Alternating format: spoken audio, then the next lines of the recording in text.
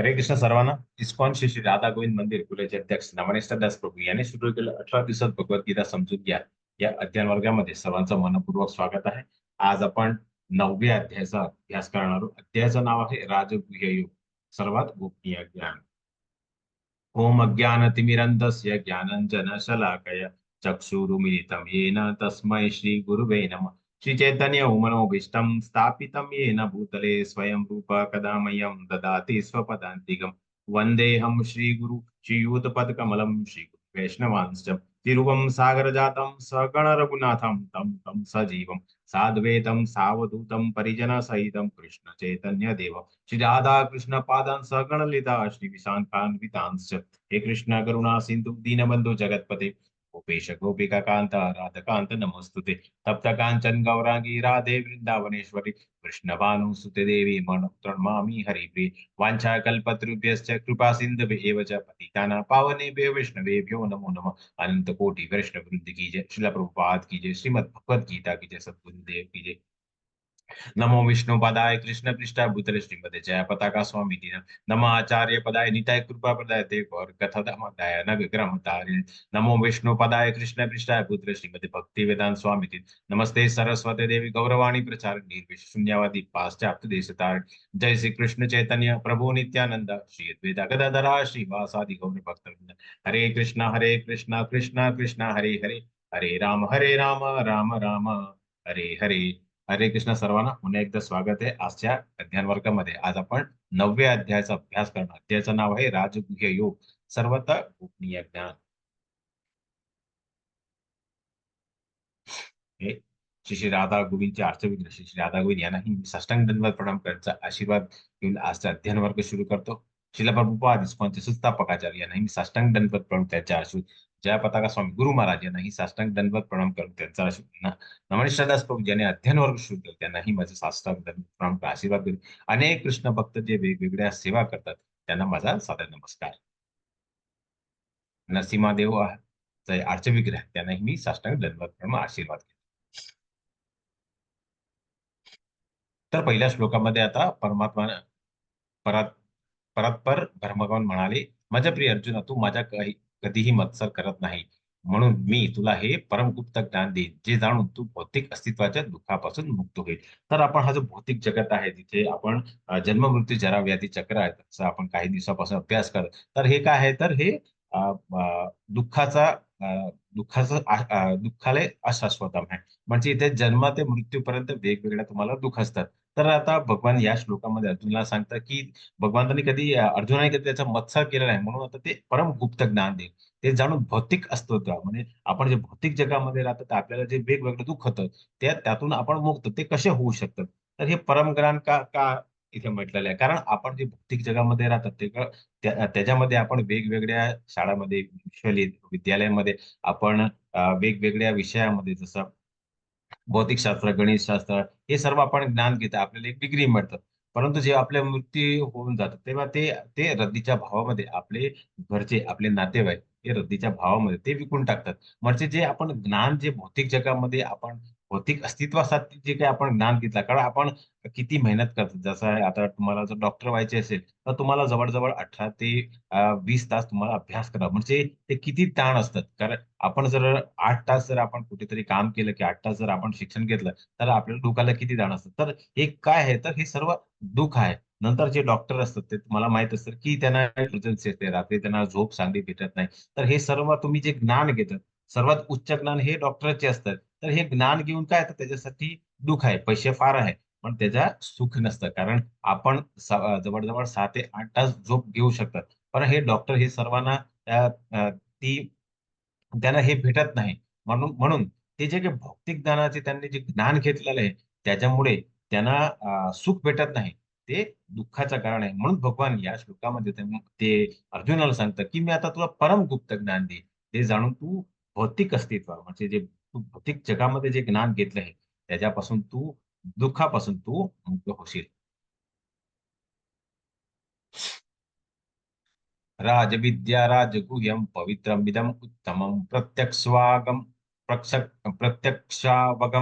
धर्म धर्मीयं सुसुखं कर्तव्यं व्ययम् सर्व गोपनीय ज्ञानात अत्यंत गोपनीय असे हे ज्ञान म्हणजे सर्व ज्ञानाचा राजा आहे. ते अत्यंत पवित्र ज्ञान आहे आणि ते अनुभवजन्य प्रत्यक्ष आत्मज्ञान देणारं असल्यामुळे ते धर्माचे परिपूर्ण आहे. हे ज्ञान अविनाशी आणि आचरण करण्यास अत्यंत सुखकार आहे. जसं मी तुम्हाला सांगितलं हे राजविद्या राजगुह्य. तर हे राजविद्या आणि राजगुह्य जसं आपण काही वेळा सांगितलं की हे राजर्षी ज्ञान आहे. राजर्षी म्हणजे जे राजा आणि ऋषी यांच्यासाठी हे ज्ञान होतं. कारण राजा राजाला आपले जे नागरिक आहे, आपले जे प्रजा आहे त्याच्यासाठी उत्तम सोय कशी तयार करायची, त्यांच्यासाठी सुखासाठी, त्यांच्या संतोषासाठी त्यांनी वेगवेगळ्या कसं हा, कशी योजना करायची ह्याच्यासाठी हे वेदामध्ये ज्ञान दिलेलं आहे. हे सर्व ज्ञान घेऊन ते आपल्यासाठी, आपल्या प्रजेसाठी, नागरिकासाठी ते उत्तम सोय करायचे. आणि जेव्हा त्याला कुठेतरी अडचण यायची तेव्हा तो आपल्या ऋषीकडे, तर प्रत्येक राजाचा एक ऋषी व्हायचा. तो त्यांना मार्गदर्शन करायचा. तर हे भगवान या श्लोकामध्ये हेच सांगतात की हे पवित्र ज्ञान आहे. हे अनुभव प्रत्यक्ष आत्मज्ञान देणार आहे. कारण आत्मज्ञान म्हणजे आपल्या आत्मासाठी जे चांगलं आहे. कारण आपला जो आत्मा आहे तो आध्यात्मिक आहे. ते असल्यामुळे ते धर्माचे पूर्ण धर्म म्हणजे आपलं जे विहित कर्म आहे. कारण राजाचं विहित कर्म काय आहे? तर तिथे धर्माची स्थापना करायची आणि आपल्या प्रजा आहे त्याला कुठेतरी त्रास असेल तर त्यातून त्याला मुक्त करायचं. हे ज्ञान अविनाशीने आचरण करण्यास अत्यंत अविनाशी म्हणजे तुम्ही हे जर ज्ञान घेतलं तर ते फक्त ह्या जगामध्ये ह्या जन्मामध्ये नाही परंतु अनेक जन्मामध्ये ते तुम्हाला सुखकारक येणार आहे ते आचरण केल्यावरती. जसं आपण हे जे ज्ञान घेतलं आहे आता आपण मी थोड्या वेळी पूर्वी तुम्ही सांगितलं की तुम्ही भौतिकशास्त्र अर्थशास्त्र की वेगवेगळ्या शास्त्राचं तुम्ही ज्ञान घेतलं. रसायनशास्त्र तर तुमचा मृत्यू झाल्यावरती तर परत तुमचा दुसरा जन्म झाला तर परत तुम्हाला लोअर केजी पर्यंत ए टू झेड आणि 1 to 10 पासून सुरू करावे लागले. परंतु हे जे राज्य जे सर्व गोपनीय जे ज्ञान आहे ते जर तुमच्याकडे आलं तर हे अविनाशीनी आचरण करणं तुम्हाला सुख होणार आहे. कारण हा जो आपला जो भौतिक जगत आहे तो शाश्वत तो दुःखाले अशाश्वतम असं इथे या श्लोकामध्ये भगवंत अर्जुनाला सांगतात. हे परंतु अर्जुना ज्यांची या भक्ती मार्गावर श्रद्धा नाही त्यांना माझी प्राप्ती होऊ शकत नाही. म्हणून या भौतिक जगामध्ये ब्रह्ममुक्ती मार्गावर त्यांचं पुनरागमन होतं. तर आपण काल आणि परवाच्या दिवशी आपण अभ्यास केला होता की जे 4 प्रकारचे लोक आहेत जे भगवंताला शरणेला येत नाही. जे दुष्कृती आहेत जे भगवंताला शरण येत नाही. तर त्यांच्यासाठी इथे लिहिलेलं आहे की ज्यांच्या भक्ती मार्गावर श्रद्धा नाही ज्याने भगवंत कोण आहे ते माहित नाही. कारण असे बरेच पंथ आहेत, संप्रदाय आहेत, जे भगवंताचे फक्त त्यांची जो शरीर आहे, त्यांचा जो तेज आहे, त्याची पूजा करतात. तर त्या भगवंत कोण आहे ते माहीत नाही. ते असं निराकार रूपाचं पूजा करतात. तर हे जेव्हा त्यांना माहीतच नाही की काय आहे, भगवान कोण आहे, तर ते त्यांची उपासना करून कसे करू शकतात. जसं आपण मोबाईलचं स्वरूप काय आहे, तेच जर आपल्याला माहीत नसेल, तर कोणी आपल्याला एक कंपास वगैरे दिला, तर आपण ते जर घेऊन आले, तर आपल्याला कळणार नाही की हा मोबाईल आहे की कंपास आहे. तर जर जोपर्यंत आपल्याला ज्ञान होणार नाही की याला मोबाईल म्हणतात की याला कंपास म्हणतात, तर कोणीही आपल्याला फसवू शकतं. तसंच इथे भगवंत या श्लोकामध्ये सांगतात की ज्यांना श्रद्धा नाही, भगवान कोण आहे त्याची श्रद्धा नाही, त्यांना ते प्राप्त होऊ शकत नाही. आणि म्हणून ते ह्या भौतिक जगामध्ये परत परत जन्म मृत्यूमध्ये पुनरागमन होतं. असं या श्लोकामध्ये भगवंत आपल्याला सांगतात. पुढे भगवान म्हणतात मी माझ्या अव्यक्त रूपाद्वारे हे सर्व जगात व्यापलेले आहे. सर्व जीव माझ्या ठायी आहेत, परंतु मी त्यांच्या ठायी आहे. जसे आपले वडील असतात, तर आपले वडील आपल्यावर ते अवलंबन नाही. कारण आपण शिक्षण वगैरे घेतात, तर ते आपल्याला पैसे वगैरे देतात. जे काही आपल्या कपडे वगैरे लागतात, ते आपल्याला देतात. परंतु ते आपल्यावरती अवलंबन नाही, की आपण त्यांच्याकडे त्यांचं काही त्यांना पैसे देणार. कारण ते आपले वडील आहे. आपण आपले आपले आपले देव आहे. आपले वडिला असल्यामुळे ते आपल्याला सर्व पुरवठा आपल्याला जे काही गरज असते ते पूर्ण करतात. तर इथे भगवान हेच म्हणतात, की मी सर्व अव्यक्त रूपाद्वारे सर्व जगामध्ये म्हणजे जे 84 लाख योनी आहे, परत झाडा-पानं हे सर्वामध्ये काय आहे, ते अव्यक्त रूपाद्वारे ते अ, सर्वांमध्येच अ, अ, अ, अव्यक्त रूपामध्ये तिकडे सर्वांमध्ये व्यापलेले आहे. परंतु अ, ते अ, परंतु जीव माझ्या ठायी स्वरूपात जीव माझ्या ठायी आहेत, परंतु मी त्यांच्यामध्ये नाही. परंतु ते त्यांच्या जीव त्यांच्यावर ठाई नाही असं इथे भगवान सांगतात. असं का म्हणतात ते आपण आता पुढे अभ्यास करू. तरी सर्व सृष्टी पदार्थ माझ्यामध्ये स्थित नाहीत. माझे हे योग ऐश्वर्य पहा. जरी सर्व जीवांचा पालन पोषण करता आणि सर्वव्यापी मी आहे, तरी सुद्धा मी या व्यक्त सृष्टीला अंश नाही. मी स्वतः सर्व सृष्टीचे उगमस्थान आहे. तर आपण काही वेळ अभ्यास केला होता, की जेव्हा भगवंताने जे विस्तरण झालं आपलं महातत्वाचं, तसं त्यांचं विस्तरण झालं आहे. हे सृष्टीची निर्मिती झाली, हे ब्रह्मांडची निर्मिती झाली. तर इथे भगवान हेच आपल्याला परत सांगतात, की सर्व गोष्टीचे, सर्व जीवांचे पालन आणि सर्वव्यापी भगवंत आहे आणि ते स्वतः सर्व गोष्टीचे उद्गम आहे. असं इथे या श्लोकामध्ये भगवान सांगतात. पुढे भगवान म्हणतात, "जसा प्रबळ वारा सर्वत्र वाहतो, ते नेहमी आकाशात विसावतो, त्याचप्रमाणे सर्व प्राणी माझ्यामध्ये विसावतो, हे जाणून घे." जसं प्रत्येक जीवामध्ये आत्मा असते, परमात्मा म्हणून स्थायी असतात.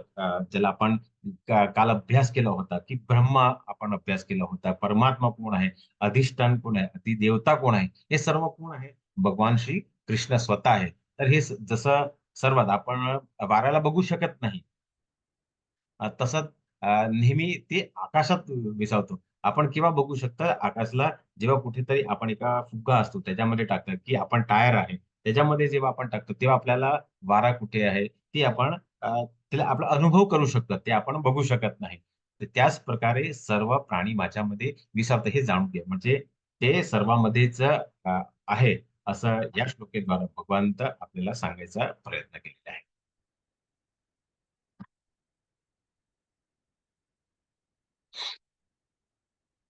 संपूर्ण भौतिक सृष्टी माझ्या अधीन आहे. माझ्या इच्छेनेच ते पुन्हा पुन्हा व्यक्त होते आणि माझ्या इच्छेनेच शेवटी तिचा प्रलय होतो. जसं काल आपण अभ्यास केला होता, की जेव्हा ब्रह्माचं आपण जीवन बघितलं, तर जेव्हा ते सकाळ होते, तेव्हा ती सृष्टीची निर्मिती करतात आणि जेव्हा त्यांचं संध्याकाळी होते म्हणजे रात्री होते, तेव्हा त्यांचं सृष्टीची लय करतात. असं हे सर्व संपूर्ण का आहे? तर हे सर्व भगवंताचं अधीन आहे. कारण ब्रह्मा जे आहे ते स्वतः त्यांचं एक आयुष्य आहे. ते कोणी दिलेलं आहे? तर हे भगवान श्री कृष्ण आहे. म्हणून इथे भगवान म्हणतात, की सर्व भौतिक सृष्टी कारण आपण भौतिक जगामध्ये राहतात आणि ब्रह्मलोक हे सर्वोच्च वरचा लोक आहे.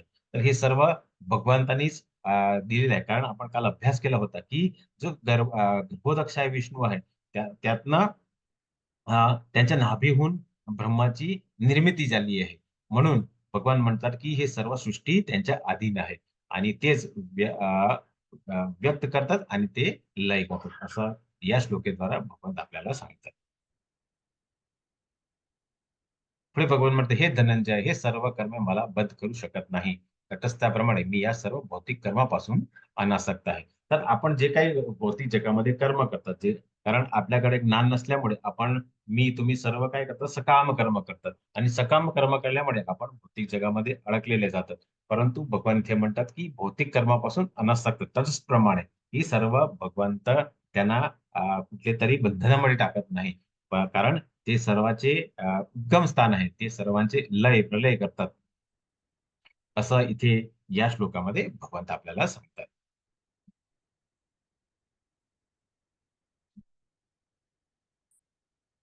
पुढे भगवान 10व्या अध्यायामध्ये आपल्याला सांगतील ते आता आपण थोडे अभ्यास करूया. मय्यादे क्षण प्रकृती सूयते सचार चरम हेतुनानेन कौन्तेय जगद् परिवर्तते. हे कौन्तेय माझ्या अनेक शक्तीपैकी एक असणारी ही भौतिक प्रकृती माझ्या अध्यक्षतेखाली कार्य करीत सर्व चराचर प्राणीची निर्मिती करते. तिच्या नियंत्रणाखालीच या सृष्टीच्या वारंवार उत्पत्ती आणि संहार होतं. तर परत आपल्याला 10व्या अध्यायामध्ये भगवान ते हेच सांगणार आहे, की त्यांची या अनेक शक्तीपैकी एक असणारी सी. तर भगवंताची आपण बघितलं, की भगवंत कोण आहे? भगवंत ऐश्वर्याने परिपूर्ण आहे. कारण आपलं जो शरीर आहे, तो स्थूल शरीर आहे. तर आपल्यामध्ये सर्व गुण असतात. जर ऐश्वर्य, स्वरूप आहे, पैसे आहे, बळ आहे, हे सर्व आपल्यामध्ये एकाच व्यक्तीमध्ये हे शक्य नाही. परंतु भगवान काय आहे? तर सर्व शक्तिमान आहे. ते परमपुरुष आहे. म्हणजे त्यांची अनेक शक्ती आहेत. त्यातली एक शक्ती म्हणजे त्यांची अ, भौतिक प्रकृती भौतिक प्रकृती म्हणजे आपण ज्या भौतिक जगामध्ये राहतात, ज्या आपण भूलोकामध्ये राहतो, ती एक त्यांची एक शक्ती आहे. ते त्याच्यामध्ये ते सर्व चराचर प्राणी म्हणजे 84 लाख योनी आहे त्यांची ती निर्मिती करतात आणि ती त्यांच्या नियंत्रणाखालीच म्हणजे आपण आणि भौतिक जगताचे जे सर्व जे 84 लाख योनी आहे त्याच्यामध्ये ते 3 तत्वामध्ये आपण वेगवेगळ्या कर्म करतात आणि त्याचप्रमाणे आपली उत्पत्ती आणि आपला संहार होतो असं इथे या श्लोकामध्ये भगवंत आपल्याला सांगायचा प्रयत्न केलेला आहे.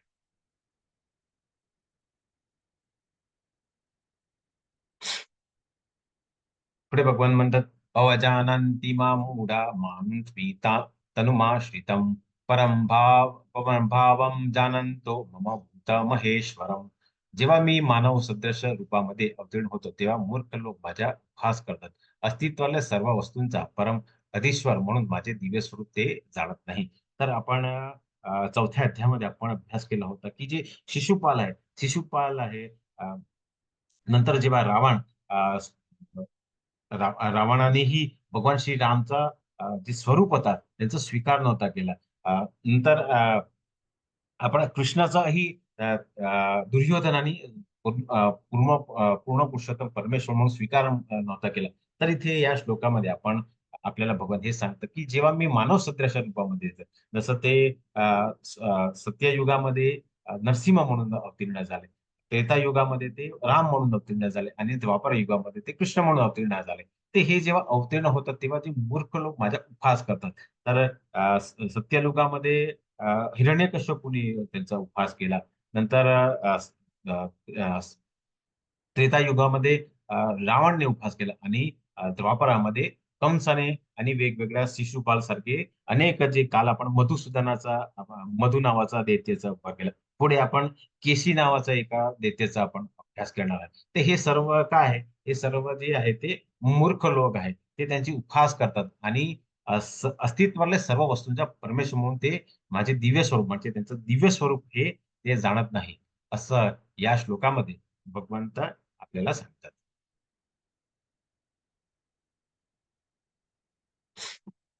मोगाशामोग कर्मणो ज्ञानविचेतसः राक्षसीम आसुरीम चैव प्रकृतीम मोहिना श्रितः. जे अशा प्रकारे गुंतलेले आहेत ते राक्षसी आणि नास्तिक वेदांचे आकर्षित होतात. त्या त्या भ्रमित अवस्थेत त्यांचा मुक्तीचा आशा त्यांचे फलदायी क्रियाकलाप आणि त्यांची ज्ञान संस्कृती या सर्वांचा पराभव झालेला आहे. तर त्या काळी पहिला जर आपण हिरण्यकश्यपूचं आपण उदाहरण घेतला तर त्याने 36 वर्षपर्यंत त्याने वेगवेगळ्या तप केलं परंतु शेवटची त्याचा मृत्यू झाला तर त्याच्या मृत्यूचं कारण काय होतं तर हिरण्यकश्यपूचा तर ते नरसिंहदेव होता. नंतर रावणाने अनेक तो भगवान शिवचा शुद्ध भक्त होता त्याने अनेक वेगवेगळ्या तप केला होता यज्ञ केला होता तरी पण कुठे त्याची जी मानसिक अवस्था होती ती भ्रमित होती म्हणून त्याने माता सीतेचं अपहरण केलं आणि तो त्याचा मृत्यूचं कारण झाला.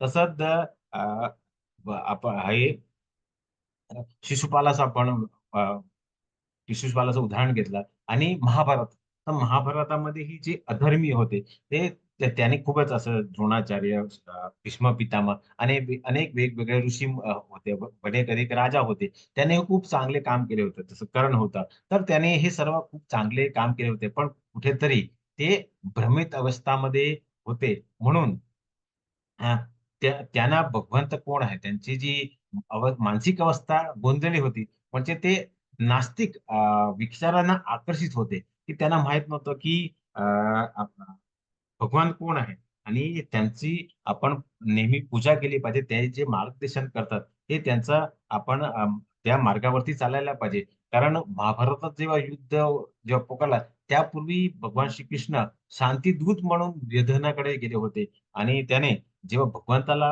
बांधून त्यांना बंदी मारायचा प्रयत्न केला त्यावेळी भगवंताने त्याला विश्वरूप दाखवलं होतं. तर असे जे लोक असतात ते राक्षसी आणि नास्तिक विचारच असतात. म्हणून त्यांचा स्नान संस्कृती या सर्वांचा पराभव झाला असल्यामुळे ते भगवंताला शरणले नाही असं या श्लोकामध्ये भगवंत आपल्याला सांगतात आणि त्यांची मुक्ती पण होत नाही.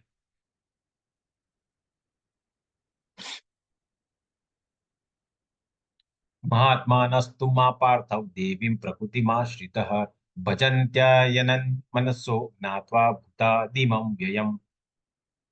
हे पार्था, मोहित न झालेले महात्मे जन देवी प्रकृतीच्या आश्रयाखाली असतात.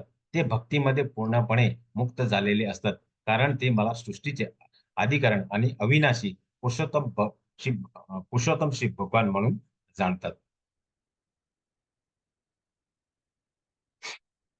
तर इथे एक छोटासा आपण माध्यंतरपुरीची कथा घेऊया. तर इथे तुम्ही चित्रामध्ये बघता तर एक माध्यंतरपुरी नावाचे एक ऋषी होते. ते त्याने ते यमुनाच्या तटावरती जाऊन वेगवेगळ्या तपस्या करायचा.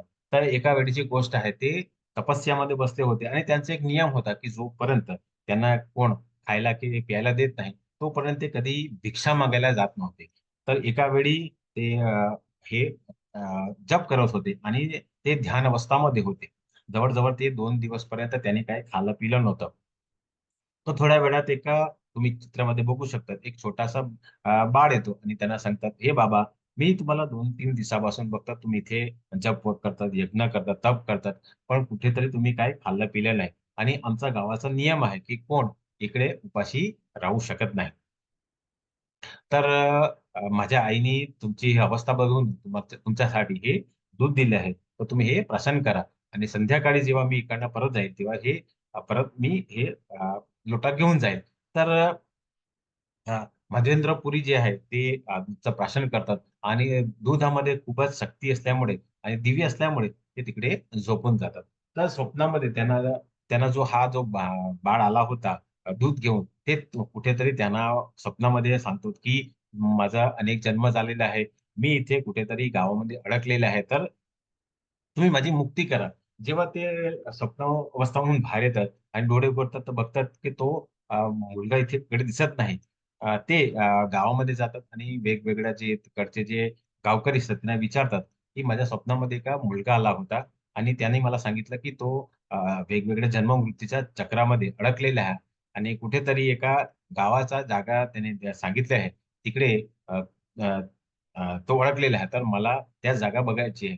तर ते जे मुलाचं वर्णन करतात, तसं कोण त्या गावामध्ये नसतं. पण ते जगाचे जे वर्णन केले असते, ती जागावरती गावकरी त्यांना घेऊन जातात. तिकडे सर्व खोडून टाकतात आणि बघतात तर तिकडे एका श्रीनाथजीची मूर्ती असते. कारण श्रीनाथजीची मूर्ती ही देवी प्रकृती म्हणजे आश्रयाखाली असतात आणि ते भक्तीमध्ये पूर्णपणे झाल्यामुळे ते माध्यमपुरीला भगवान तर कोण आहे आणि पूर्वी जन्मामध्ये काय केलं असतं त्यामुळे त्यांना आदिकरण आणि अविनाशी पुस्तक भगवान म्हणून त्यांना जाणलेले असतात. त्यांना जाण होते की कुठेतरी ते अडकलेले आहेत.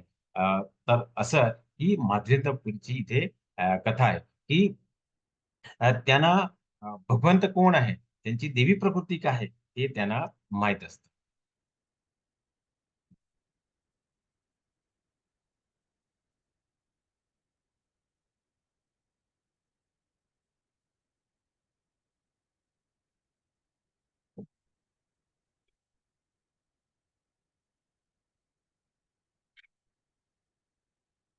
तर आता तुम्ही सर्व इथे अध्ययन वर्गामध्ये आले आहेत, तर तुमच्या नातेवाईकामध्ये आणि तुमच्या मित्रमंडळाला सांगितलं असेल, की तुम्ही इस्कॉनच्या या अध्ययन वर्गामध्ये आले.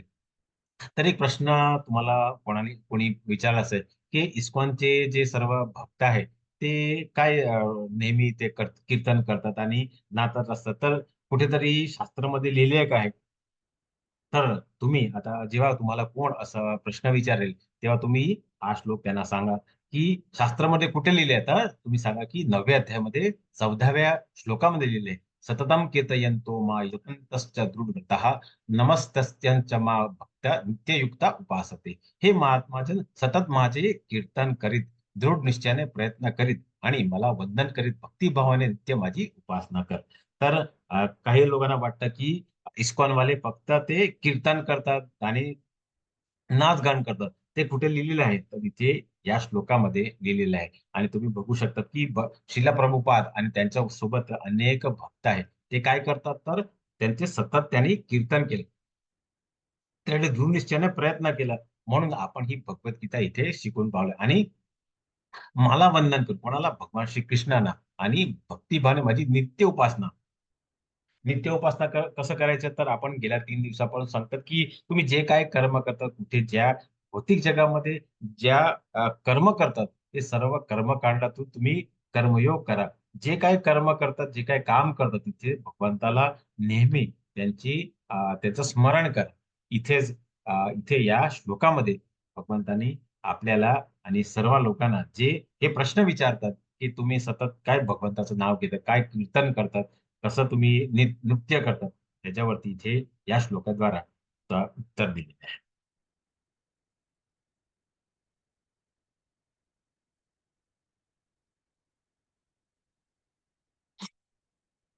पुढे भगवान म्हणतात, पितामहस्य जगतो माता धाता पितामह वेदम पवित्रमो ओमकार मृत्वा यजुवेरवच.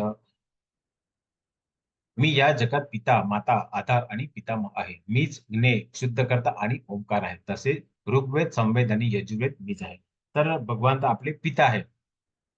कारण आपण ते आपले जे त्याने आपण चौथ्या अध्यायामध्ये अभ्यास केला होता की त्याने वेगवेगळ्या पहिली ज्ञान दिलं होतं सूर्यदेवाला. मनु मनु आपला कोण आहे, तर मनु आपला पिता आहे, जो मनुष्याचा सर्वात पहिला मनुष्य आहे मनु. तर हे ते आपले पिता आहे. माता म्हणजे आपले पालन पोषण करत आहे, म्हणून ते आपले माता आहे. आधार आधार म्हणजे जेव्हा आपण संकटामध्ये असतो, जसं आपण 2 अध्यायापूर्वी घेतला होता की गजेंद्र मोक्ष आणि द्रौपदीचा. तर तेव्हा ते संकटामध्ये होते, तेव्हा कोण होतं, तर ते त्यांचे आधार होते, आपले ते पितामह आहे. कारण आपले पिताचे पिता ते असल्यामुळे ते आपले पितामह आहे. ते ज्ञेय आहे, म्हणजे आपले ते आपण त्यांना प्राप्त करायचे म्हणजे ते आपले ज्ञेय ते शुद्धी करत आहे. कारण आपल्या हृदयामध्ये अनेक जन्माचे विकार आहे. आपल्या जन्मामध्ये भौतिक आसक्तीमुळे आपण चांगलं आणि वाईट काय ते आपण बघू शकत नाही. म्हणून जेव्हा आपण त्यांना शरणे जातात, ते आपले शुद्धीकरण करतात, म्हणून ते आपले शुद्धी करतात. ते ओंकार आहे. कारण सगळ्या वस्तूची सुरुवात एक ओंकाराने होते. जसं आपण भगवंताला शरणे गेलं, तर हे आपण ते आपल्यासाठी ओंकार आहे. तसेच ते ऋग्वेद, सामवेद आणि यजुर्वेद आहे. म्हणजे हे जे 3 वेगवेगळे वेद आहेत, ते कोण आहेत? भगवान श्रीकृष्ण आहेत. असं या श्लोकेद्वारा भगवान आपल्याला सांगतात. तर भगवान इथे म्हणतात, की तुम्ही हे 3 वेद पण काल आपण ही अभ्यास केला होता, की तुम्ही जर वेदायन, दान, यज्ञ हे सर्व केला आणि जे तुम्हाला फळप्राप्ती हे होतात, तेच फळ फक्त भगवंताला जेव्हा आपण शरणे जाऊन त्यांची नित्य उपासना करतात, ते तुम्हाला मिळू शकतात. जसं आपण नृत्यसमयी आपण काय केलं पाहिजे, तर जे आपण पूर्ण जीवन स्मरण करतात, तेच आपण सराव करू शकतात. तर हे सर्व वेद वाचायची गरज नाही. फक्त भगवंताचं नित्य स्मरण केलं पाहिजे, असं या श्लोकेद्वारा भगवंत आपल्याला सांगण्याचा प्रयत्न करतात.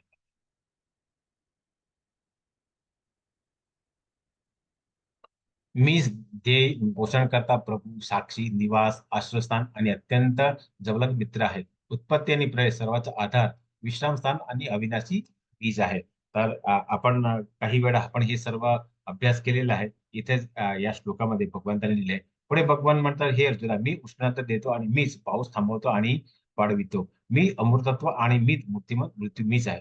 सत, चेतन आणि जड पदार्थ दोन्ही माझ्यामध्ये स्थित आहेत. तर आपल्यासाठी जे आता गरमीचा दिवस आहे ते काय आहे, ते उष्णता भगवंतच उष्णता देतात. आणि पाऊस आता थोड्या दिवसानंतर पाऊस सुरू होणार आहे.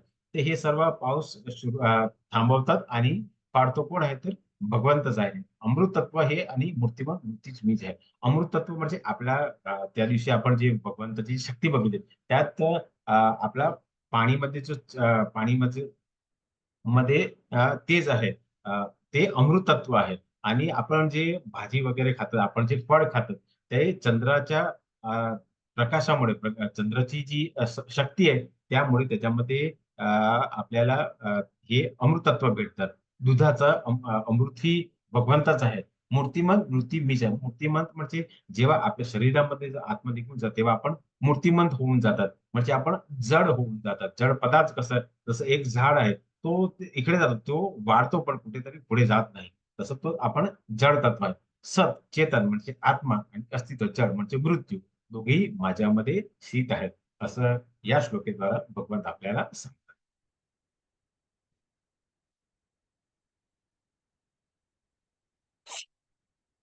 पुढे भगवान म्हणतात विधान करणारे आणि सोमरसचे पान करणारे सर्व गोष्टी प्राप्त करीत अप्रत्यक्ष माझे पूजन करतात. असे पाप कर्मापासून शुद्ध झालेले लोक इंद्रियाच्या पुण्य लोकांमध्ये जन्म घेतात आणि त्या ठिकाणी ते देवप्रमाणे दिव्य अ, भोग उपभोगतात. पुढे आपण अभ्यास करणार तेव्हा आणखीन याच्यावरती आपण थोडं सांगू की जे वेद आहे म्हणजे आता आपण सांगितलं की हे तीन प्रकारचे वेद आहेत त्यांचं अध्ययन करतात आणि सोमरस एक वेगळ्या प्रकारचा पान आहे त्याचं जे जे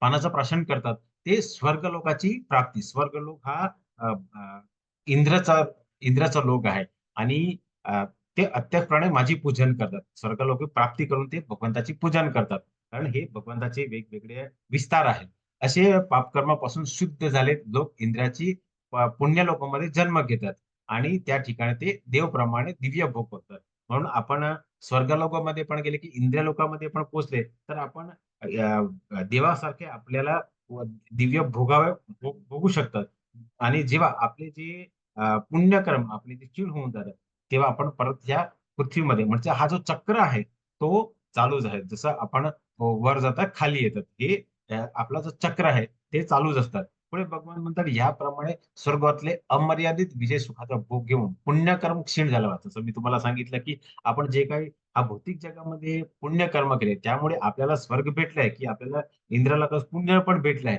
परंतु जेव्हा आपले जे पुण्यकर्म क्षीण होऊन जातात ते आपण परत ह्या मृत्यू लोकामध्ये परत येतो अशा रीतीने वेदोक्त धर्माचे सिद्धांताचे पालन करून हे जे इंद्रिय भोगाचे प्राप्त करते त्यांना पुन्हा पुन्हा केवळ जन्म मृत्यू चक्र पडत म्हणजे आपण जे काही भौतिक जगामध्ये इंद्र तृप्तीचे जे आपण जे भोग भोगतात आपण काय विचार करतात की जर मी वाईट कर्म केलं तर मी कुठेतरी दान करून ते क्षीण करायचा प्रयत्न करेल परंतु भगवान म्हणतात की असा हिशोब नसतं तुम्ही चांगलं कर्म केलं तर तुम्हाला चांगलं फळ जसं आपण नृगराजाचं उदाहरण घेतलं त्याने एकच वाईट त्यांनी चुका केली होती त्याने ब्राह्मणाचा पाप केला होता ब्राह्मणाचा चूक केली होती त्याप्रमाणे त्याला एक शरणाचा त्याला जन्म झाला तर आपण तर किती असं पाप करतात तर आपण इंद्रिय भोगाचा आपण जेव्हा जास्त उपभोग करून आपण फक्त त्याच्यासाठी आपण वेगवेगळं दान करतो की हे माझं पाप भोग क्षीण होऊन जाईल ते तसं होत नाही भगवान म्हणतात की तू चांगलं कर्म केलं आहे तर तू स्वर्गलोकाची प्राप्त करणार परंतु तू पाप केल्यामुळे तुला परत मी या मृत्य लोकांमध्ये परत पाठवणार म्हणून आपला पुन्हा जन्म आणि मृत्यू झाला तर आपण जेव्हा स्वर्ग लोकांमध्ये जातात तर स्वर्ग लोकांमध्ये आपलं जेव्हा पुण्य पूर्ण होतं तेव्हा आपण काय येतं आपलं पाणीसारखं म्हणजे पावसासारखा आपण परत या पृथ्वीवरती येतं आल्यावरती आपण काय होतं तर पाऊस पृथ्वीवरती पडल्यामुळे काय होतं धान्याची उत्पन्न होते धान्य आपण जेवण करतात जेवणामध्ये आपण जेवणामध्ये मनुष्याचा वीर्याची उत्पन्न होते आणि वीर्य जेव्हा स्त्रीच्या गर्भामध्ये जातात तेव्हा तो पुन्हा जन्म होतो म्हणजे हा जो जन्मचक्र जन्म आणि मृत्यूचे चक्र आहे तो असा पूर्ण होत असं या श्लोकामध्ये आपण समजू शकतो पुढे भगवान म्हणतात अनन्याश्रितयंतो मा ये जना परिपासते तेषां नित्य अभियुक्तानां योगक्षेम वहाम्यहम् पण जे माझे भक्ती भावने पूजन करतात माझे दिव्य स्वरूप चिंतन करतात त्यांच्याकडे जे गुण आहे ते मी त्यांच्याकडे देतात आणि त्यांच्याकडे जे आहे ते जपतो तर भगवान तर इथे मग अनन्य भाव म्हणजे जे आणखीन कोण आहे फक्त भगवान श्री कृष्णाचे जे भक्तिभावाने पूजन करतात त्यांचे दिव्य स्वरूप काय आहे तर आपण ध्यान सुंदर मुरली म्हणत नाहीतर आपण चतुर्भुजाचा आपण जेव्हा आपण त्यांचं स्मरण करतात त्यांची चिंतन करतात त्यांचे जे गुण आहे ते मी त्यांच्याकडे नेतात आणि त्यांच्याकडे जे आहे ते मी जपतो तर आपण अनन्य भावाने त्यांची भक्ती केली अनन्य म्हणजे आणखीन कोण नाही जसं आपण काही वेळा मी तुम्हाला उदाहरण दिलं होतं तर आपल्याला जे वस्तूची गरज असते त्याप्रमाणे आपण वेगवेगळ्या देवी देवताचा आपण उपासना करतो त्यांची पूजा करतो आणि त्याप्रमाणे आपल्याला लगेच आपल्याला फळप्राप्ती होते परंतु भगवान म्हणते की जे माझा जो शुद्ध भक्त आहे तो फक्त माझीच भक्तिभावाने आणि माझ्या दिव्य स्वरूपाची चिंतन करतात असा या श्लोकेद्वारा भगवान आपल्याला सांगतात इथेही भगवंतांनी तेच म्हणतात ये अप्यना देवता भक्ता यजंत श्रद्धया श्रद्धयन् बुद्धः ते अपि मामेव कौन्तेय यजंत विधिपूर्वकम. हे कौन्तेय, जे लोक इतर देवताचा भक्त आहेत, त्यांची श्रद्धा पूजन करते वस्तूचे माझ्या पूजन करतात, परंतु त्यांची आराधना चुकीच्या मार्गाने केली जाते. जसं आपण इथे आपण काही वेळा मी तुम्हाला सांगितलं आणि इथे त्या चित्रामध्ये दिलेलं आहे की आपण लक्ष्मीसाठी लक्ष्मी माताच्या शरणीला जातात. आपल्याला विद्याची गरज तर आपण सरस्वतीला, आणि आपलं लग्न करायचं तर आपण माता पार्वतीच्या शरणीला जातात. तर हे सर्व काही इतर अ, लोकांची भक्ती करतात आणि त्याची श्रद्धा पूजन करतात वस्तूंनी माझीच पूजा, कारण भगवानचं हे विस्तरण आहे. जसं आपण एक शाळेचंही उदाहरण दिलं, ते वेगवेगळ्या विषयासाठी वेगवेगळे टीचर्स असते. तसं इथे वेगवेगळ्या फळासाठी भगवंतांनी वेगवेगळ्या देवाची पूजा आहे. परंतु जर आपण फक्त भगवंताची जर पूजन केली तर आपण त्यांच्याकडे पोहोचू शकतात. तर इथे भगवान हेच म्हणतात की हे चुकीचा मार्ग आहे. जसं आपण एका झाडाचा आणि आपलं स्वतःचाही उदाहरण तुम्हाला मी इथे देऊ शकतात. तर आपण काय करता, आपण एका झाड लावतो तर आपण काय करतात, झाडाचे जे मूळ असतात तिकडे आपल्याला पाणी टाकतात, आणि पाणी जर आपण जेव्हा झाडाच्या मुळाला टाकतो तेव्हा पूर्ण झाडाला पानाला पाणी पोसून जातात. त्याच्यासाठी आपल्याला वेगवेगळ्या फांदीवरती किंवा पानं असतात त्याला पाणी टाकायची गरज नसते. तसं आपण आता भूक लागलेली आहे तर आपल्याला जर थोडा आजारपणी जसं वाटत असेल तर आपण काय करतात, आपण जे काही जेवण करतात ते आपल्या उदरामध्ये गेल्यावरती तो आपल्या पूर्ण शरीराला शक्ती देतात.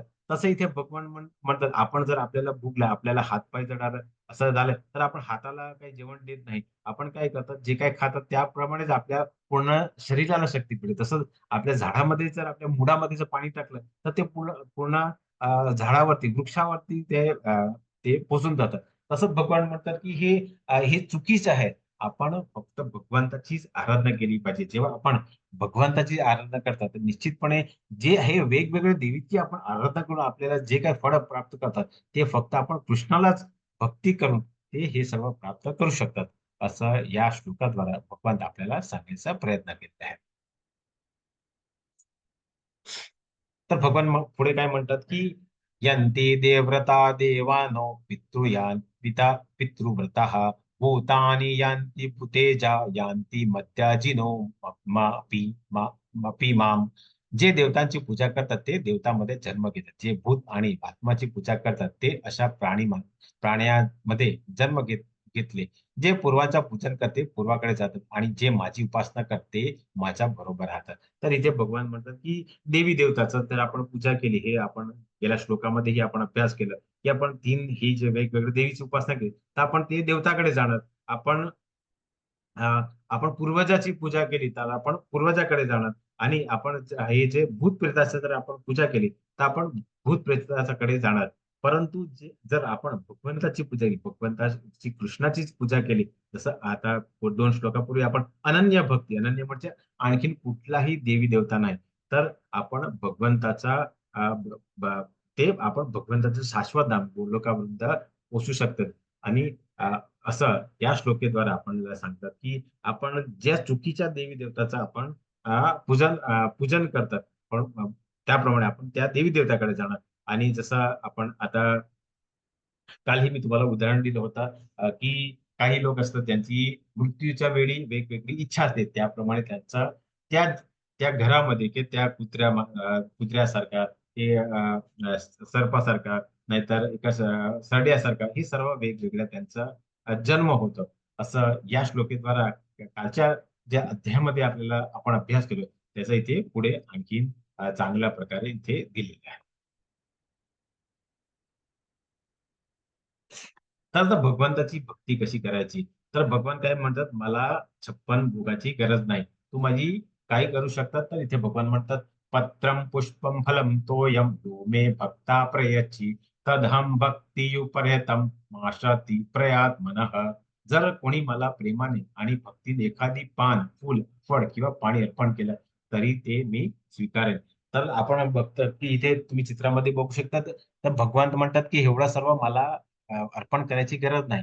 भगवान काय म्हणतात, पान म्हणजे आपल्या सर्व जे मराठी लोक आहेत त्यांच्या घरामध्ये एक तुळशीचा आहे असं झाड असतात.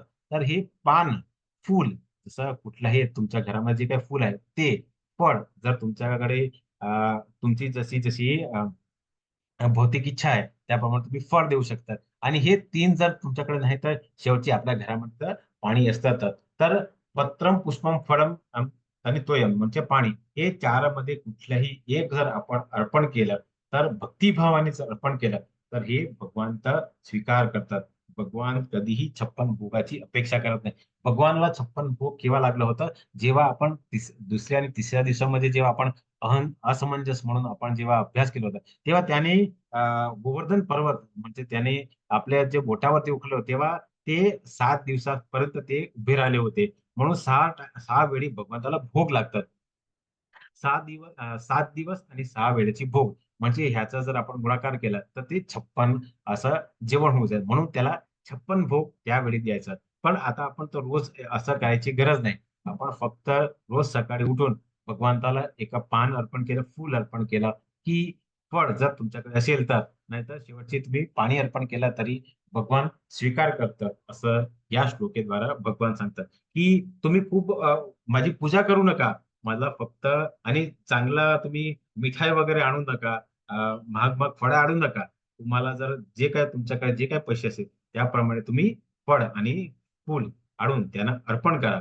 ते भगवंत भक्तिभावाने स्वीकार करतात, असं भगवान या श्लोकेद्वारा आपल्याला सांगायचं. तर भगवंताची भक्ती कशी केली पाहिजे, तर हे तुम्ही चार वस्तूंपैकी कुठली एक जर त्यांना अर्पण केली, ते भगवान स्वीकारतील, असं या श्लोकेद्वारा भगवान आपल्याला सांगतात. पुढे भगवान म्हणते, यत करोषि यत जज्ञासी यत जुहोषि ददासी यत यतप्ससि त्वन्ते तत्पुरुष मर्दर्पणम. हे कुंती पुत्र, तू जे काही करतो, तू जे काही खातोस, जे काही अर्पण करतोस आणि दान करतोस, हे तू जे काही तपस्या करतोस, सर्व मला अर्पण म्हणून करावे. जसं आपण मी तुम्हाला सांगतो की जे काही आपण कर्म करतात ते भगवंताला अर्पण करून जेव्हा आपण करतात ते कर्मयोग होऊन जातात. तर इथे भगवान ह्या श्लोकाद्वारा आपल्याला सांगायचा प्रयत्न करतात, की जे काही करतात म्हणजे जे भौतिक जगामध्ये जे काही कृती, कर्म, काम करणार, अभ्यास करणार आहे, ते आणखीन जे काय कर्म ते सर्व भगवंताला पण तू जे का खातो. तर आपण जेव्हा काही लोक मी बघितलं आहे भौतिक जगामध्ये, जे त्यांच्या समोर जेव्हा ताट येतात तर ते काय करतात, ते भगवंताला प्रार्थना करतात आणि भगवंताला अर्पण करून जे काय ते खातो, जे काही अर्पण करतो म्हणजे तुम्ही फळ, नारळ, ते जे काय आपण ते भगवंताला अर्पण करतो. आणि जे काही दान करतो, तर दान कुठे करायचं त्याच्यावरती आपण 17 अठरावरती अभ्यास करणं, 17 अठरावर. कारण दान सर्वकडे करायचं नसतं. सर्व दान अ, तपस्या आणि हे ज्ञान हे कुठे करायचंय, कोणाला करायचंय, आपलं अ, जे आपण जे आहार कसा असायला पाहिजे, हे सर्व आपण 17व्या 18मध्ये खूपच खोलामध्ये अभ्यास करणं. तर हे सर्व कसं करायचं त्याच्यावरती आपण पुढे अभ्यास करणार. पण इथे भगवान हे एवढंच म्हणतात, की तू काय जे काही करतोस, खातोस, अर्पण करतोस, दान करतोस, हे सर्व आणि जे काही तपस्या करतो ते सर्व भगवंताला अर्पण म्हणून केले पाहिजे, किंवा भगवान स्वीकार करतात. गेल्या श्लोकामध्ये आपण अभ्यास केला होता, की चार प्रकारचे जे वस्तू आहेत त्यातलं कुठलाही जर भगवंताला अर्पण केलं ते ते स्वीकार करतात. तसंच इथे जे काही आपण करतो ते भगवंताला अर्पण म्हणून केलं पाहिजे, तेव्हा भगवंत त्याचा स्वीकार करतात, असं या श्लोकामध्ये भगवंत आपल्याला सांगतात. पुढे भगवान म्हणतात, सम अहम सर्वभूतेषु न मे त्वेषित न प्रिय, ये भजन्ति तू मा भक्त्या मयि एतेषु चाप्यहम. मी कोणाचाही द्वेष करत नाही, तसेच कोणाशी पक्षपाती करत नाही. सर्वजण मला सारखेच आहेत. परंतु जो कोणी भक्तिभावाने माझी सेवा करतो माझा मित्र आहे, माझ्या ठायी स्थित आहे आणि मी शुद्ध त्याचा मित्र आहे. तर आपण अभ्यास केला होता की जेव्हा भगवंता शांतीदूत म्हणून दुर्योधनाकडे गेला होता, त्यावेळी त्यांनी पक्षपात केला आणि द्वेषी केलं नाही. कारण त्यांचं ते त्यांनी आपलं भीत करत ते मनुष्य स्वरूपामध्ये आले होते, तेव्हा त्यांनी पक्षपात केला आणि द्वेष केला नाही. तसंच तरी शिशुपालची जेव्हा आईने सांगितलं की ते त्याचं मृत्यूचे कारण आहे, तेव्हा भगवंतांनी सांगितलं की मी त्याला मारणार नाही जोपर्यंत तो 100 अपराध करत नाही. म्हणजे भगवंत हेच आपल्याला सांगतात की ते भगवान कोणाचा द्वेष करत नाही आणि कोणाचा पक्षपात करत नाही. तुम्ही चांगलं कर्म केलं तर तुम्हाला ते चांगलं फळ देणार. तुम्ही जर वाईट कर्म केलं तर ते तुम्हाला वाईट फळ देणार. इथे भगवान हेच आपल्याला सांगतात की आपण चांगलं कर्म केलं तर आपल्याला चांगला फळ देणं आणि वाईट कर्म केलं तर वाईट करणं. म्हणजे ते कोणाची द्वेष करत नाही, कोणाची पक्षपात करत नाही. तुम्ही चांगलं कर्म केलं, दुसऱ्यांनी तसंच चांगलं कर्म तर दोघांनाही एकसारखंच ते फळ देणार. असं नाही की तुम्ही चांगलं कर्म केलं त्यांनीच केलं आणि त्याला चांगलं आणि तुम्हाला कमी, असं होत नाही. तुम्ही पूर्वजन्मामध्ये जे काही केलं असेल, तुमचं जे काही प- प- पुण्यकर्म किंवा पापकर्म जे काय आहे ते क्षीण जोपर्यंत होत नाही तोपर्यंत त्याप्रमाणे तुम्हाला फळ देणार नाही. इथे भगवान हेच म्हणतात की सर्वजण मला सारखेच आहेत. मी कोणी भक्तिभावाने माझी सेवा करा तो माझा मित्र आहे. जर तुम्ही जे चार आपण गोष्टीचं अर्पण केलं तर ते त्यांची जर सेवा केली तर भगवान ते त्या आपल्याला मित्र म्हणून स्वीकारतात आणि माझे स्थायी स्थित आहे आणि मी सुद्धा त्याचा मित्र आहे. आपण त्याचे मित्र झाल्यावरती तेही आपले मित्र आहेत. ते आपल्या द्वेष करणार नाही आणि आपल्या बरोबर पक्षपाती करणार नाही, असं या श्लोकेद्वारा भगवंत आपल्याला सांगतात. म्हणून आपण 5व्या अध्यायामध्ये जेव्हा मी तुम्हाला सांगितलं की शांती सूत्र, तर आपण भगवंताला मित्र म्हणून आपण स्वीकार केला पाहिजे. आपण त्यांनी भक्तिभावाने त्यांची भक्ती केली पाहिजे. तेव्हाच ते आपल्यालाही मित्र म्हणून स्वीकारणं. आणि जगात सर्वात मोठा आपला मित्र कोण आहे? आपला मित्र आपलं मन आहे. आपण मनपूर्वक भक्तिपूर्वक आपण भगवंताची भक्ती केली पाहिजे, असं या श्लोकेद्वारा भगवंत आपल्याला सांगण्याचा प्रयत्न केला आहे. अपि चेत अपुच अपि चेतु सुदूराचारो भजन्त मामनपाक साधुरेव समन्तव्य सम्यगम सम्यगव्यवासितो सह. जरी एखादा अत्यंत घृणास्पद कृत्य केल्या तरी तो भक्ती सेवेत गुंतलेला असेल तर तो योग्य स्थितीत असल्यामुळे त्याला संत मानले जाते.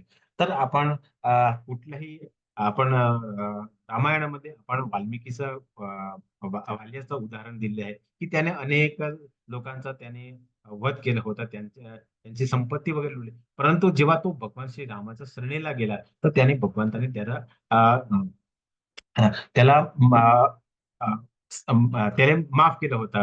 अं, तर भगवान इथे या श्लोकामध्ये म्हणतात की जरी एखादं अत्यंत ऋणास्पद कृत्य केलं तरी ते भक्ती सेवेत, तर तुम्ही भक्ती सेवेमध्ये असले तुम्ही तुम्ही आणि तुमच्याकडे जर कुठेतरी एक चूक झाली, ऋणास्पद सुद्धा जर कृत्य झालं तरी तर योग्य स्थिती असल्यामुळे त्याला सण मानले. कारण आपण भौतिक जगामध्ये राहतात, आपल्याकडे चूक होणार आहे, कारण आपली इच्छा नसते पण आपल्याकडे होऊन जातात. तर इथे भगवंत या श्लोकाद्वारा आपल्याला सांगायचा प्रयत्न करतात की तुम्ही कितीही घृणास्पद कार्य केलं पण तुम्ही जर भक्ती सेवेमध्ये असेल तर तुम्हाला भगवान म्हणतात की मी त्याला योग्य स्थिती असल्यामुळे त्याला संत मानले जातात. म्हणजे आपण जेव्हा आपण भक्तिभावाने येतात तर आपल्याकडे चुका कमी होणार आहे. परंतु जर आपण भक्तिभावाने नसलं तर आपण अनेक घृणास्पद कृत्य करणार आहे. परंतु एखाद्या कुठल्या कोणाकडे हे चूक होऊ शकतात, असं भगवान म्हणतात की एखादा चूक जे आहे तर मी त्याला माफी देऊ शकतो. जसं आपण शिशुपालचं उदाहरण घेतलं तर त्याने काय केलं तर जवळजवळ 100 अपराध केले होते. आपण तेवढे अपराध करणार, आपल्याकडे छोटासा कोणाला पाय सुद्धा लागला तर आपण काय त्यांच्या पाया पडत त्यांची आपण माफी मागतात. तर आपल्याकडे हे घृणास्पद कृत्य होणार नाही. जेव्हा आपण भक्तीमध्ये येईल तेव्हा आपल्याकडे हे सर्व होणार नाही. म्हणून आपल्याला भगवंत संत मानतात, असं या श्लोकेद्वारा भगवान आपल्याला सांगतात. पुढे भगवान म्हणतात, क्षिप्रम भवती धर्मात्मा शश्वन् शांतीम निछम निगच्छति कौन्तेय प्रतिजानानि न मे भक्त प्रणश्यति. ते त्वरित नीतिमय बनतो आणि शाश्वत शांती प्राप्त होते. हे कुंती पुत्र, माझ्या भक्ताची कधीही नाश होत नाही. निर्भय हो आणि ही घोषणा कर. जसं इथे तुम्ही चित्रामध्ये बघू शकता तर इथे वरती कोण आहे तर नरसिंहदेव. जसं मी पूर्वी तुम्हाला सांगितलं की ती सत्ययुगामध्ये आले होते. तर नरसिंहदेव ते अर्ध नर होते, अर्ध शिवाचं त्यांचं शरीर होते. ते अनेक लोक त्यांना घाबरायचे. परंतु कोण इथे जातो तर प्रल्हाद महाराज. कारण प्रल्हाद महाराज कोण आहे? त्यांचे भक्त आहेत. भक्ताची कधी नाश होत नाही. म्हणून तुम्ही निर्भय व्हा. निर्भय कोणाला सांगतात? आपल्याला. तुम्ही निर्भय व्हा कारण तुम्ही माझ्या शरणीला आले. मला भीती करायची कुठली गरज नाही. भगवंत आता अर्जुनला हेच सांगतात की तू आता माझा भक्त झालेला आहे तर तुझा नाश होणार नाही. कारण आपण 4थ्या अध्यायामध्ये आपण अभ्यास केला होता, 3ऱ्या अध्यायामध्ये आणि 2ऱ्या अध्यायामध्ये आपण अभ्यास केला होता की जेव्हा आपण भगवंताचं प्रित्यार्पणे जे काही कर्म करतात, जे आपलं विहित कर्म आहे, जे वर्णामध्ये आपण असतात त्याप्रमाणे जेव्हा आपण कर्म करतात तेव्हा आपल्याला स्वर्ग प्राप्ती होऊ शकतात, नाही तर आपल्याला सम्राट पद म्हणून देऊ शकतात. म्हणून आपण निर्भय होऊन घोषणा कर. निर्भय होऊन घोषणा कर म्हणजे काय? निर्भय होऊन आता युद्ध करायची घोषणा कर. असं या श्लोकेद्वारा अर्जुनाला भगवान सांगायचा प्रयत्न करायला, आपल्यालाही सांगायचा प्रयत्न केलाय, की आपणही निर्भय होऊन भगवंताची भक्ती केल्यावरती आपला नाश होणार नाही. कारण नाश कोणाचा होतो? ज्याचा जन्म मृत्यू होतं. पण जेव्हा आपण भगवंताच्या प्रित्यार्पण जेव्हा कर्म करतात, तेव्हा आपण भगवंताच्या सातव्या धामला पोहोचल्यावरती आपला जो जन्म आहे तो दिव्य होऊ शकतात. असं इथे या श्लोकेद्वारा भगवंत आपल्याला सांगायचा प्रयत्न केलेला आहे. माही पार्थ व्यापाश्रित्य येपि स्व पापयोनः स्त्रित्यो वेश्यास्तत्ता शूद्रा अस्तीपि यान्ति परागतिम. हे पृथाचा पुत्र, जे माझे आश्रय घेतात, जरी ते निम्न जन्माचे असले तरी स्त्रिया, वेश्या, व्यापारी तसे शूद्र कामगार सर्वोच्च स्थानाची प्राप्त पोहोचू शकतात. जसं मी तुम्हाला काही वेळा सांगितलं, की आपण ज्या घरामध्ये जन्माला येतं त्या त्याप्रमाणे आपल्याला फळं मिळत नाही. परंतु आपण ज्याप्रमाणे आपण भगवंताची भक्ती करतात, त्याप्रमाणे आपल्याला फळ देतात. जर जसं आपण अभ्यास केला होता, की आपण जन्माला येते त्याप्रमाणे आपण त्या वर्णामध्ये नसतात. आपण जे काही कर्म करतात, त्याप्रमाणे आपण त्या वर्णामध्ये येऊ शकतो. जसं मी तुम्हाला डॉक्टरचा आणि वकीलचा उदाहरण दिलं होतं, की डॉक्टराच्या घरी जन्माला आल्यावरती तो डॉक्टर होत नाही. तसंच तो वकिलाच्या घरी जन्मामध्ये आल्यावरती तो वकील होणार नाही. तसंच तुम्ही जर खालच्या निम्न अ, अ, श- अ, शूद्राच्या घरामध्ये की स्त्रियामध्ये की वेश्या म्हणजे व्यापारीच्या कुटुंबामध्ये पण जन्माला आले असते तरी तुम्ही ब्राह्मण होऊ शकता. त्याच्यासाठी काय मला तुमचं जे तत्व आहे, तुम्हाला जो सात्विक गुण आहे, ते तुम्हाला वाढावे लागेल. त्याच्यासाठी काय तर तुमचा जो आहार आहे, तो तुम्हाला बदलाव करावा लागेल. तुम्हाला हे जे मांसाहार आहे, हे चहा, कॉफी आहे, हे नंतर नंतर अ, जे अनेक स्त्रियांचा जे उपभोग करण्याची जी इच्छा आहे, काम इच्छा आहे, त्याचा तुम्हाला त्याग करावा लागेल. आणि नंतर जे वाईट सवय असते, जसं जुगार खेळणं आहे, हे सर्व तुम्ही जेव्हा त्याग करत, तेव्हा तुम्ही शुद्ध सत्व गुणामध्ये आल्यावरती तुम्ही भगवंताच्या सर्वोच्च स्थानाला पोहोचू शकतात. असं भगवंत इथे तुम्हाला या श्लोकाद्वारा तुम्हाला गॅरंटी देतात. असं आपण या श्लोकावरून आपण समजून घेऊया. पुढे भगवान म्हणतात मना भव मद भक्तो त्याची मा नमस्कुरु मामे वेश्यशी युक्ताये एवात्मना मत्परायणः. आपले मन सदैव माझे चिंतन करण्यामध्ये युक्त कर. माझे भक्त हो, मला नमस्कार कर आणि माझे पूजन कर.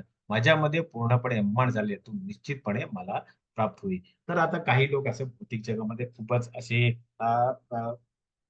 बिझी असतात, त्यांच्याकडे वेळ नसतात. तर भगवान म्हणतात, की तू माझ्या आजच्या विग्रहाची पूजा करू शकत नाही. नाही, भगवान माझ्याकडे वेळ नाही. तर तू माझ्यासाठी एक मंदिरामध्ये 5 मिनिटं येऊ शकत नाही. नाही, भगवान, तर माझ्याकडे जमणार नाही. कारण सकाळी मी उठून माझ्याकडे पूजा करायची टाईम नाही. मला बस पकडायची, मला ट्रेनमध्ये जायचं, नंतर मला ऑफिसमध्ये पोहोचायचं. हे सर्वांसाठी माझ्याकडे वेळ नसल्यामुळे मी तुझी पूजा करू शकणार नाही. मंदिरामध्ये येऊ शकत नाही.